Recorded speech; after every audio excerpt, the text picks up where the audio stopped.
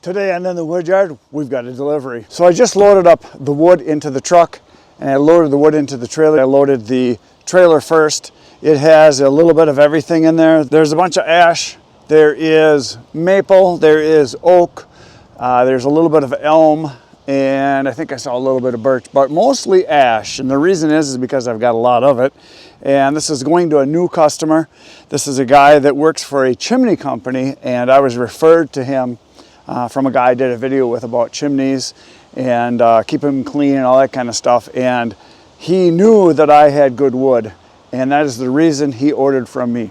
When it comes to your firewood, if you're selling it, especially at the time of the year when people are going to be burning it, make sure you're going to deliver the stuff that is ready to burn if that's what they want. Now, if you're selling to people that are heating with wood and they're buying a year in advance, or they're buying for next year or the year after if they're stocking up, then you can deliver wood that is not dry. But it is not the customer's job to dry the wood, as some people say. I disagree with that, because most people buy a product so they can use it. When you go to the grocery store, when you buy food there, generally you're not buying it for 2 years down the road. You're buying it because you're hungry and you want to eat. When you go to a restaurant, you're not going there to buy food that you're going to put into storage and wait for it to be ready. You want to eat it because you're hungry and you want to eat. When people buy firewood from me, they want a fire now, today, or tomorrow, or this weekend. They're buying because they're low on their stock. Now, there are people that will buy wood in advance, and I have a couple customers like that. They'll buy a year in advance, 2 years in advance, and they generally are people that heat with wood because they plan ahead, because they have to, because they don't want to get caught in the middle of winter not having wood to keep warm. They want to make sure they're covered, and they don't have to wait until they run out. Now, there's people that will do that. I know of one guy in particular. He waits until he's just about out, and then he tries to find wood. That's okay if you've got all the time in the world, number one. Number two, you live in an area where there's a lot of dead trees, and you can go cut dead standing trees. I know in Alaska, a lot of people that heat with wood there, they burn spruce. They go and they find dead standing trees in the middle of winter. They cut them down, cut them up, bring them home and burn it. Because it's a soft wood, it's spruce, and it's dead standing and has been dead and standing for quite some time, it's going to be dry. At least they know what to look for, or they're going to be testing it to make sure that it is dry. Most of the people I sell to are not in that situation. They're in a situation where they want to hire someone, me or you, to supply them with a product that they can use today. They're buying a product they have a want, need, and desire to use right away. They're not stocking up, trying to get ahead of the game so that in the following year they've got wood ready. Now, this wood that's in here, this is oak. And this was all cut from dead standing wood. Now, when I cut this and we processed it, split it back, it would have been last February when this wood was processed. So this wood is now 7 months, 8 months. It's been 8 months since this wood was processed. No, it is oak. It's red oak. Now, some would say, oh, there's no way that can be dry.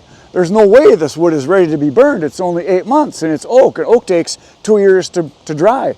Yes, it does if you're cutting green wood from living trees and you're having your splits be big. It will take quite some time to dry. Almost all of this wood, as you can see, there's not any bark on it for the most part.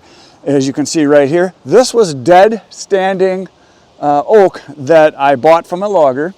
And when I cut it, the vast majority of it, I would say 70% of it, 60 to 70%, was 100% dry, ready to burn now. I just put it all into the pile, and then the rest of it was usually the bigger chunks, the bigger logs, the stuff that was, say, 14 to 20 inches. The center was wet yet. The outside area, maybe 2-3 inches all the way around the outside, was dry. And that wood, if I would have cut just that part off, I could have separated it. But we just processed it and put it into a bin. But because I process all my stuff so it's basically this size, 2-3 inches thick, stuff like this, it dries very fast. Plus, because I have it out in the open where the sun and wind hit it all the time, it dries fast. Now, I did split some of this open from this bin, probably almost 2-3 weeks ago now. I dug into it, took out a couple big chunks, split it open, and I tested it with a moisture meter, and it was down in 16, 17, 18%. So I know it's good. So it is ready to burn today. Same with the wood that's in the trailer here. Basically, What I'm getting at is make sure that when you deliver your wood, it's what the customer wants. Now, if they are planning ahead and they are okay with having wood that is wet, and they know it's wet or green, and it needs to be seasoned for a year or two, that's different. But that is not the majority of my customers. I would say 90 to 95% of my customers, they want wood that when I deliver it, they want to make a fire right away. And they can, and it will burn, and it won't sizzle, and it won't smoke, and they'll get 100% of the heat out of it instead of a lot of the heat being used to boil off the moisture and going up the chimney, which is what some people think they can do. They just happen to be wrong. Yeah, you can do that, but then you got to cut more wood to make up for the loss of heat that you're losing going out in the form of steam to boil off the moisture. So there's that. Now, another thing I want to bring up is this is my new truck. Obviously, a lot of you have seen this. This is a 3/4 ton Chevy, and I can haul up to 16,000 pounds, I think is the capacity on this. Now, my old truck, a Toyota Tundra I had that I sold, the limit on that was 9,900. And a lot of people would ask me, or they would tell me when I would go haul wood, that when I fill the trailer up, how come you're not filling the truck up also? And you know, getting the most wood as I can at a time. Well, when I went and I cut green wood, and they were rounds I would cut in the woods, or if it was wood that I was getting for free and I would fill up my trailer, I would stack it in here to get as much as I could in here, and I would heap it as much as I could, so I had a big load on here. Now when I have it really loaded, the combined weight with the trailer and the wood was probably around 9,000 pounds, somewhere in that range, because I know how much a full cord weighs, I know what the trailer weighs, and when I stacked it in here, I could get about 1.5 cords in here if I really packed it in tight. And weight-wise, especially with oak, I was pretty much at the maximum of the trailer and the maximum of my truck. And if I was to load my truck also and heap that up, I would have been riding on the bump stops. I would have been over the legal limit, and I would have been taking chances, number one, of getting in an accident because you lose your steering when you're driving to the sky. I see guys doing that. The other thing is that because it would have been overloaded, if I was in an accident, I would have not been insured, because a lot of guys don't know this.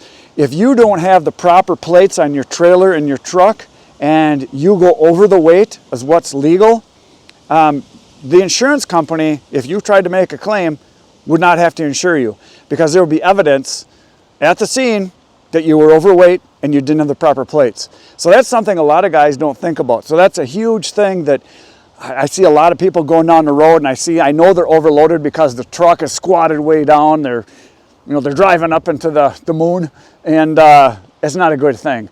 Those are the people I try to avoid, because you can tell they're overloaded. And I've done quite a few videos on trailering and having everything hooked up correctly like I do here, making sure you got the right ball, the electricity's plugged in for your trailers and your lights, safety chains are on, your breakaway chain, your clasp is on, your foot is up on your jack, and making sure that everything is secured properly. And I don't want to be the guy that causes an accident. I want to be in an accident.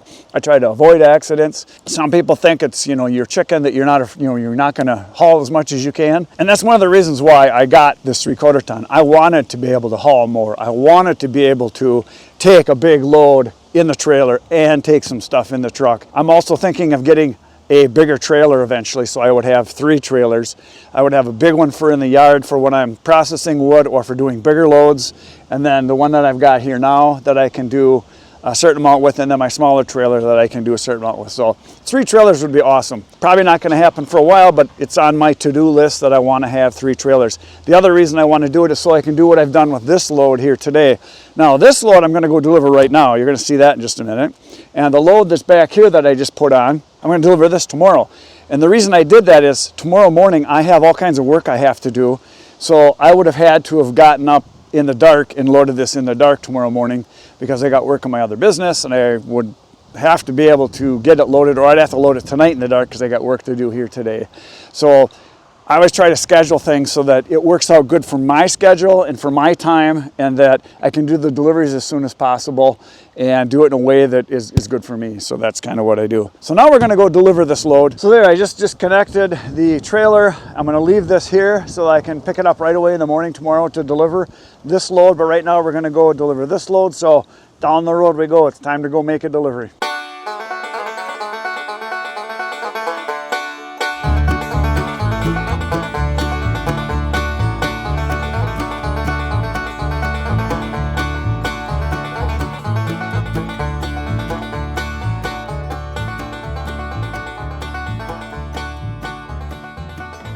I am back from my delivery. As you just saw, we unloaded it.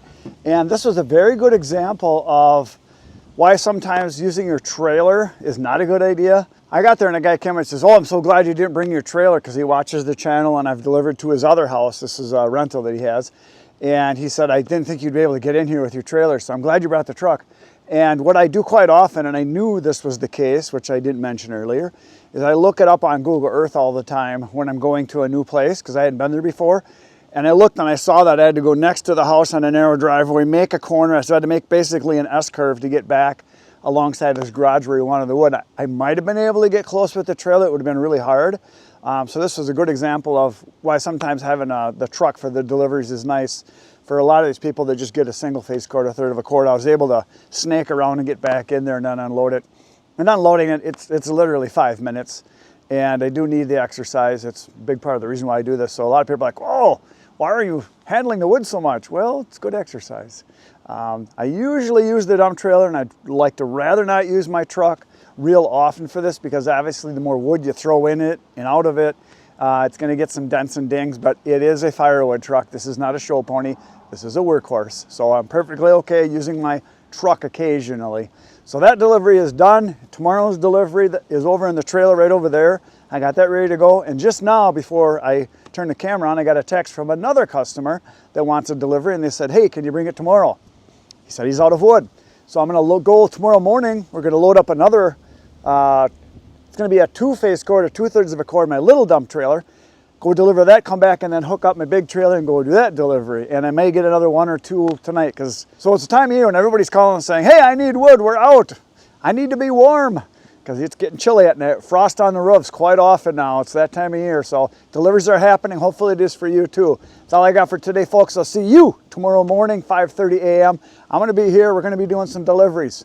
5:30 a.m. Good night, everybody.